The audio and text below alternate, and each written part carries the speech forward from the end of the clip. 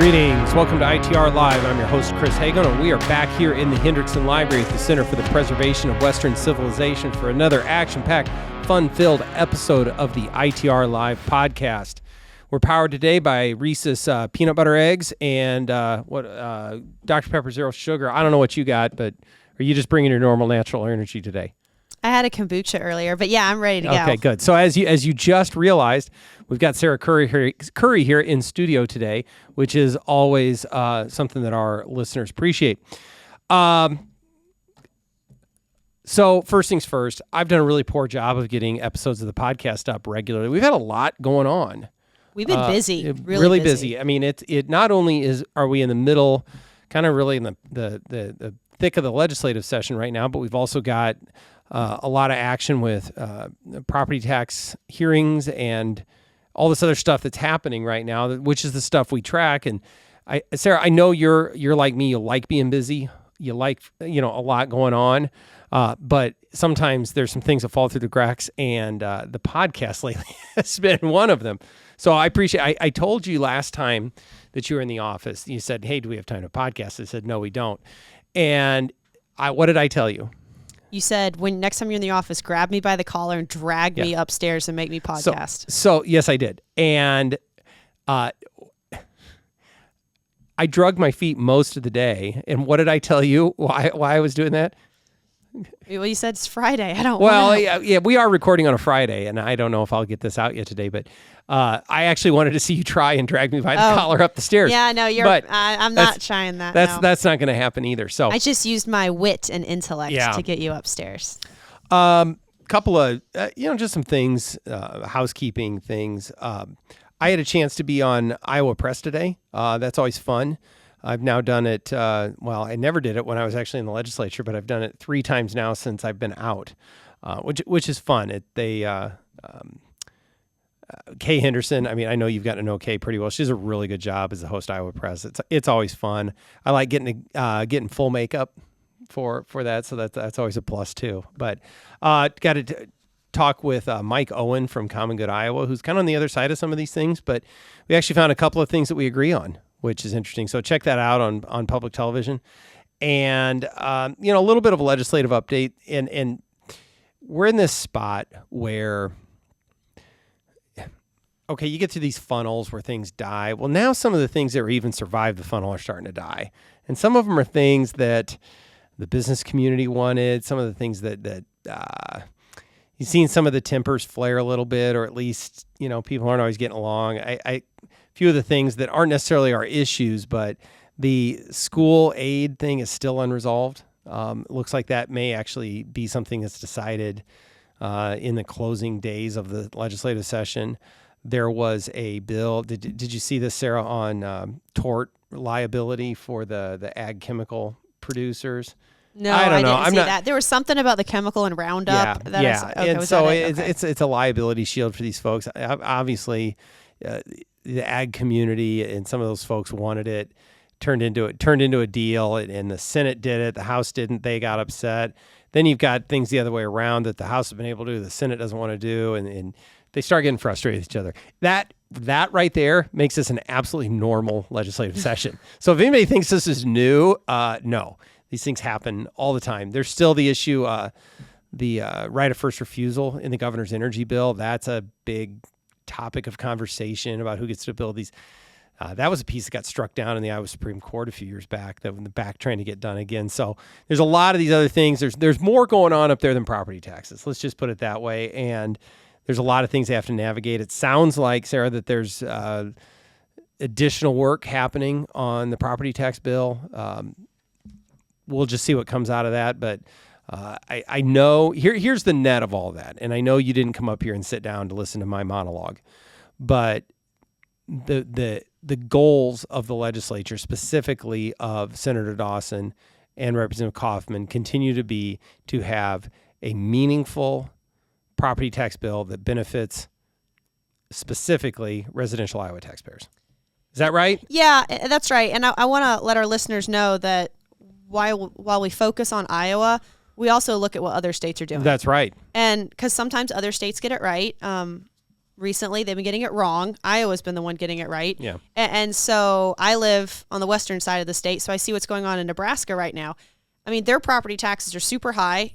They're in a budget shortfall, and they just can't fix anything. Right. And so we're in such a better situation here in Iowa. So I want people to understand, if this property tax bill makes it or it doesn't make it, the lawmakers in Iowa are really taking their time. They're making sure that what changes they make are sustainable in the long term, and they're not just doing the quick fix Band-Aid, because those don't work. And I think that's a good point. And I talked about this on Iowa Press this morning.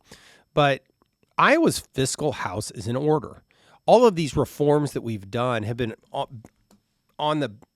built on limiting spending and making sure that there's the ability to do these things. And so I think whatever we do, you see in Nebraska, they're having to pick up the pieces because they haven't done that as well. Right. Did you see this proposal in South Dakota that the governor put out? No, his was some. I didn't go very far into it because I knew it wasn't worth my time. But it essentially gave locals the opportunity to set up a local, I believe, sales tax to create the resources to lower their property taxes. So a tax shift. Well, yeah, but it was a whole brand new tax with this local sales tax in an effort to allow but all of those things still avoid the solution that we've talked about. The solution is limit the spending. Yes. The rest of these are Band-Aids. The rest of these are shifts, all of those things. You got to limit the spending. We're going to have, it's in editing now, but we're going to have an article come out kind of on the Nebraska situation. And for folks that don't know, I worked in Nebraska public policy for 6 years before coming to ITR. And so back in 2007, they created a relief program. The state did to offset local property taxes. Right. They did not cap how much local governments can spend. They didn't put restrictions on locals. They just create a state program. Again, a Band-Aid. So let's fast forward. Now that those Band-Aid policies are costing the state over a quarter of their general fund, around $1.5 billion, okay? Wow. Nebraska would not be in a shortfall today if the state just said, locals, you're doing your thing, state, we're doing our thing. Or the state said, hey, let's fundamentally fix the system and stop just kind of backfilling and sending money to locals so they can keep spending. And so it just serves as an example of the state can't fix the local government's problem. They have to stop spending. That's right. And we went through this, probably not quite to this scale, the 2012 property. I lose track of the years. Yeah, it was 12 or 13 right around there. But the big one, and did a lot for commercial property taxes. But that came with a backfill. The state said, okay, we're gonna cut commercial property taxes, and we're gonna issue money to quote unquote backfill that to local governments in return. And then it just continued on, and every year here's the check that we're cutting to local governments, and we thankfully have gotten away from that. But it didn't fix anything. It didn't fix anything, and it's a cautionary tale. We need to look to Iowa's past with backfills.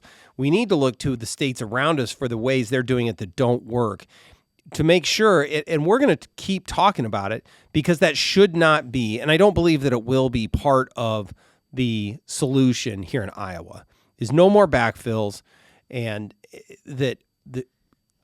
look, if you want to make real change, limit the spending. And all we're talking about, this is the reminder again, we're talking about growing at a slower rate. We're not even talking about going in and slashing what these folks can do. And as we saw in this property tip, we're even allowing for high growth communities to be able to do more and to have some flexibility. So, but can't say it enough times, the fix has to be with spending. And we hear it from people all the time. I'm 65 and older. My property tax should be capped, or I shouldn't have to pay property tax. And there are some states out there introducing this stuff, but I want to share one of the proposals out there because a lot of people don't understand it. They're saying if you're 65 and older, you don't have to pay your property taxes. Well, not exactly. Right. When that person dies, all those accumulated property taxes they didn't pay come out of their estate. Oh, I didn't know that. That's one of the proposals that's going on. And so, you have to look at that fine print. So they're actually tax deferrals. Yeah. They're not tax forgiveness. And so is that really helping seniors? Yeah. They're taking it. So then the family farm is still gone. Yeah. They just didn't have to pay it while they were there. So there's there's so many levels to this, and that's why organizations like ITR, we really get into the details to make sure that it's the right decision, and it's not going to penalize people a generation later or 5 or 10 years or whatever it ends up being. There's still the piece out there that hopefully gets done on the farm income exemption to extend that to trusts and LLCs, because that, again, allowing for that planning, you just jogged my memory about that on the farm estate stuff. Okay, well, let's shift. We talk about all those issues a lot, and we could talk about them for a while today, but you do this every year, but you're tracking what's going on. It's budget season for local governments around the state of Iowa, and we've talked a lot about getting folks out to the property tax hearings, being involved in the budget process, but we're starting to see real numbers come back. And I know that you've pulled some of them. You've got articles in the works, but I'm just going to kind of throw it over to you. What have you learned so far about next year in local government? Yeah, so I'll have a lot of supporters reaching out to us asking, what do I say? What do these mailers mean? So we're explaining those to people, trying to encourage them to talk at their local budget meetings. Look, I went to my supervisor's meeting, and I heard it. I heard, well, there's just nothing else to tax. We don't have any big industry in our county. Or, you like your services, where am I supposed to cut? And, at the end of the day, like, my homeowner's insurance went up, but I didn't get to ask anyone else to pay for it. I have to cut, and I have to figure out ways in my budget to pay for it.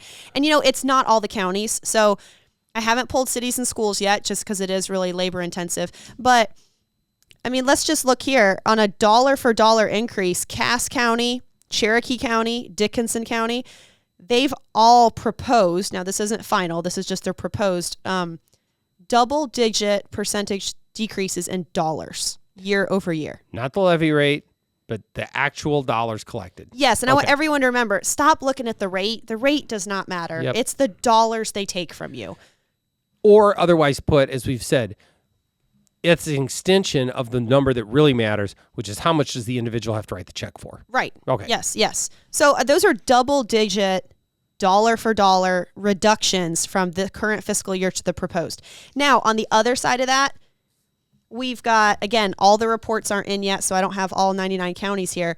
Lyon, Wapello, Henry, Tama, Hancock, they are all at double-digit dollar increases. Yeah. From one fiscal year to the other fiscal year. And so, again, some of them have figured it out. Now, Tama, they've got some special situations up there. They had some supervisors going a spending spree before they lost their election. Oh. And the new ones are having to make over for it. We've had a county that accidentally spent their COVID funds twice, and so they're having to. So, there's situations in every community, obviously, but don't tell me you can't cut property taxes when there's a dozen or more counties that are actually reducing the number of dollars they're taking in year over year. And they've got the same inflation everyone else is dealing with. Price of gravel's gone up in all 99 counties, not just the ones that are collecting more money. And I hate that argument. You touched on something in there that just galls me, is the local officials that want to say, well, where do you want us to cut? We've had members relay that to us, that's what they hear back when they go to talk. So what do you want us to cut? And I'll tell you what, that the hubris of these folks to ask that question back at the taxpayer, to return that question to the voter, it just is so troubling. No, they elected you to answer that question. And instead of asking that question of the voter, the taxpayer saying, hey, my property tax is really high and I'm struggling to pay this, that instead of lending a sympathetic ear to that, well, what do you want us to cut? You're asking it of the wrong person. Do not ask it of the poor taxpayer that's there to ask for a little help. Ask it of your staff. Ask it of the folks that write the budget. So it just, as I said, to ask that of the people that come in and ask for help, we've lost the plot. But anyway, I had to go off on that. I'm sorry. No, you're exactly right. My supervisor said that, at my community, and I've heard it from others across the state. So I just want people to remember, you have to look at the dollars. Look at the current dollars and look at the proposed dollars. And if they're asking for more dollars, you need to say why. Now, they might have a really good reason. Yep. And that's okay. A road grader died. We had to buy a new one. Okay, that's a legitimate expense. We want to hand out more money in economic development incentives. Probably not a good reason to raise taxes, but hey, it's your community. Yeah. You live there, and you need to decide what's good and what's not. And you may be in a high growth county that just expenses go up a little bit. I mean, and that happens, right? Yeah. Like insurance costs go up. I mean, right. I have to make it work in my budget, but hey, the other thing that I think is a takeaway from this, and we've talked about this in the past, a majority of the counties, again, I haven't been able to collect it on all of them, they're having these property tax hearings 9 a.m., 8 a.m., 9:30 a.m., 10 a.m. There's very, very few that are after the 5 p.m. point. Yeah. And so I get it, right? I've got kids. I just took 2 of my kids to a county supervisor meeing. It was not the calmest experience in the world. Yeah. No, it was not. I think my little guy is now on the county YouTube channel, but because he had to sit on mommy's lap while she was talking about taxes. But if you want more people to engage with this, you have to have meetings where people can attend. And at minimum, put it on YouTube or some sort of web thing so you can go and watch it later. I don't recommend all the young parents out there taking their 3-year-old to a supervisor meeting. It's not a great experience. They think it's fun, right? But they need to hear you. They need to hear what you have to say, and they need to hear why you're upset about it. Yeah. And if they don't hear from you, they don't change. Look, even if you're not upset, it's still good to be a part of the process. And I know it's hard. Nobody wants to go out on an evening, but it's okay to go and just go and learn. Maybe you're in Cass County and they're doing a good job. Show up and learn more about what they're doing with it. Find out what they cut. Find out, you don't even have to be angry. I actually had a supporter. He's been riding a school district pretty hard on taxes, and they cut this year. They're cutting the school district. They found savings, so they didn't have to raise taxes on people. And he went to that meeting, and he praised them. Great. And said, I love great job. Thank you for listening to the taxpayer. Thank you for advocating and cutting your budget. And, they need to hear that side, too. Well, I was talking with a Central Iowa mayor, I don't know, a few weeks ago. And, hey, it was kind of going through some of the things they're doing to find some efficiencies and cut some costs. And those things aren't exciting, but it's hard to know about those things if you're not showing up and hearing them talk about it. And I would submit that community is one that's generally doing things pretty well. I doubt they want me to praise them because, they want to continue to be invited to the, local government Cool Kids Club in Central Iowa. And if you're too cozy with, Chris Hagenow on ITR, you probably lose your invitation in the mail. But no, I mean, it's good and bad. And your research shows that there are some communities and counties that are doing a good job. So, and I also want to point out to the fact. So we had a community reach out to us, an elected official actually in that community, and they said, "I don't understand. People keep telling me we're raising property taxes, but we've kept the rate the same. I don't understand." They genuinely did not understand it. So I took them to ITR Local and showed them. And when they saw the 10-year data charted out that way, they're like, "Oh my God, I can't believe we've been raising taxes on people. We have to change this. I've got to call my colleagues." And they genuinely didn't know. So especially in those smaller rural communities, I would say you need to just go talk to them because they might not know. And look, you're from a smaller rural community, but I'm a lifelong Iowan. That's how it works. Somebody has a conversation with somebody, and a few people start talking, and you've got a movement on your hands. So again, in those kinds of things start long before they want to hand down the double-digit tax increase. You need to get in the game, and be a part of that. It's all part of what we're trying to do. Okay, anything else you've heard from hearings or you've learned from the data? I don't want to just turn your research into me ranting and raving about whatever the latest thing is. No, I would just tell people really go to ITR Local. It has the information you need on there. We've heard from a couple people that they don't, I say a couple people, elected officials, they don't like the data on ITR Local. We didn't make it up. Like, we pull it from the Department of Management. It is what it is. There's no funny calculations in there. We actually asked for the Department of Management to advise us on which are the most accurate representative numbers to use. So they might not like what it says, but like, I didn't write their budget. I didn't make that stuff happen. So if you're hearing that from people, just know it's accurate. We double check on things, and go to ITR Local. Yep. No, that's right. And check it all out. Quickly, before we sign off for today, I know a lot of the folks around here got an assessment notification in the mail, and the timing is, the whole thing's confusing anyway. And then you get an assessment revaluation on top of that. Help folks bring some clarity to what that mailer was about, at a very elementary level, what it means, and unpack that a little bit. Yeah. So assessors are required by state law to value your property as close to 100% of market value as possible.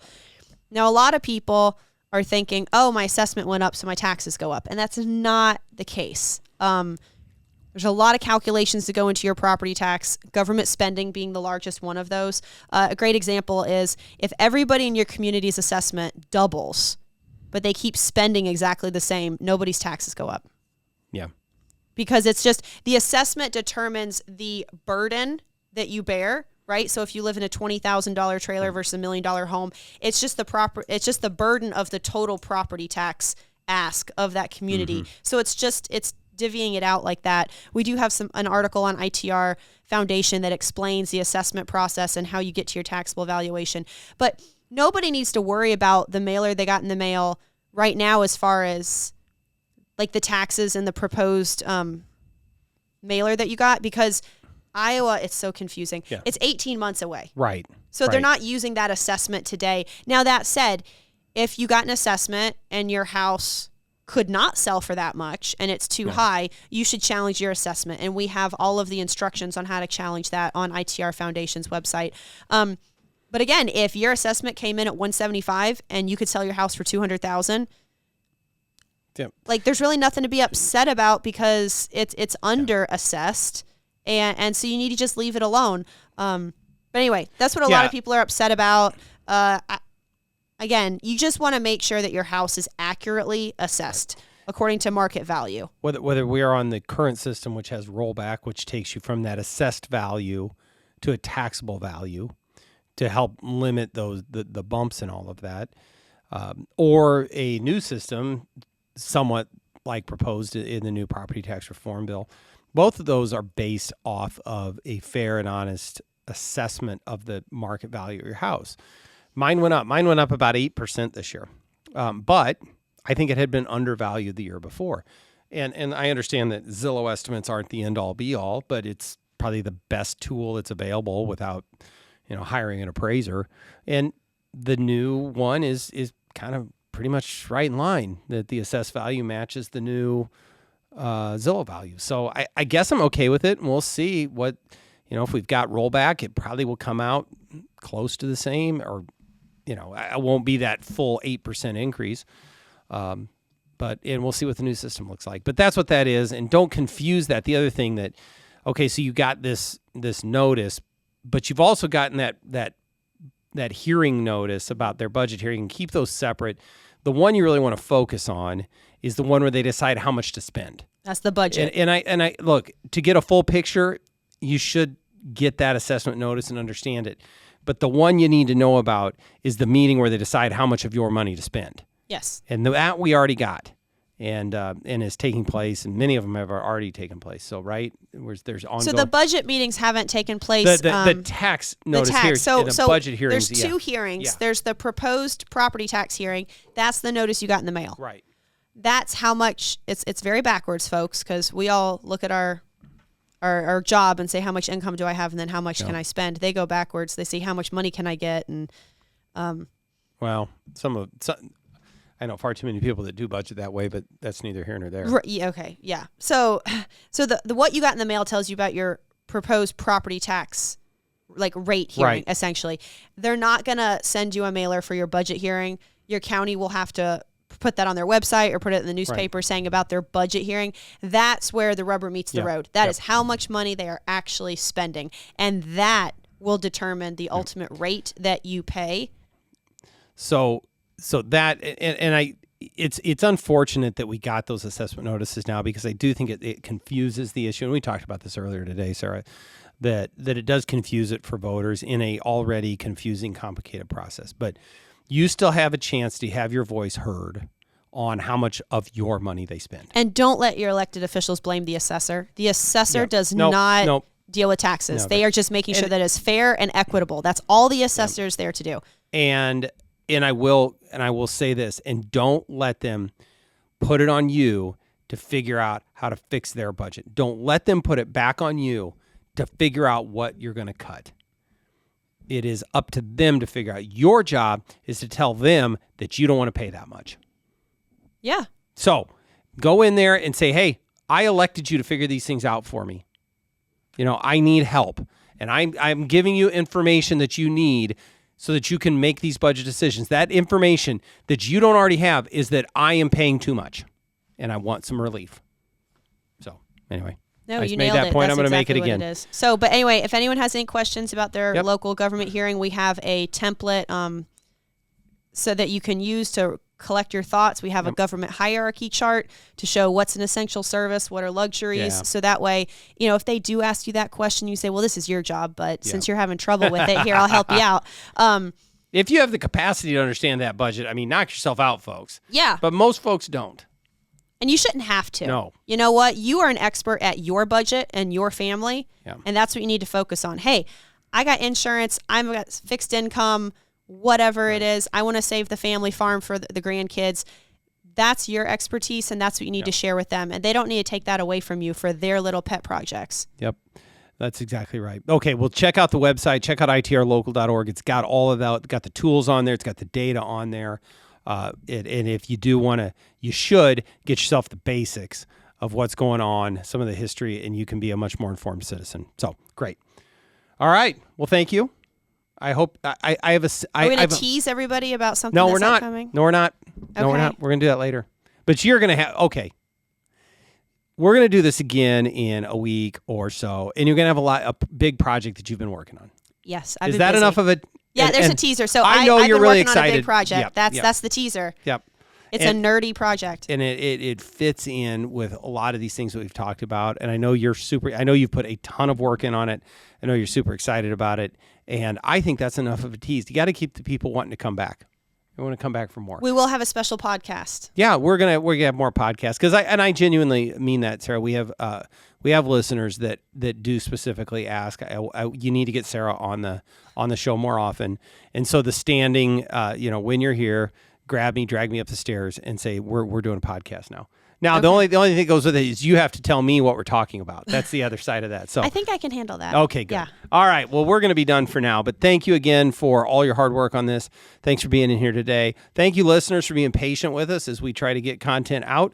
And I have a hunch that things are going to pick up, and we got a lot more coming in the future on a lot of interesting topics. So with that all having been said, don't forget to like and subscribe and share this episode with your friends, neighbors, coworkers, colleagues, whoever they are.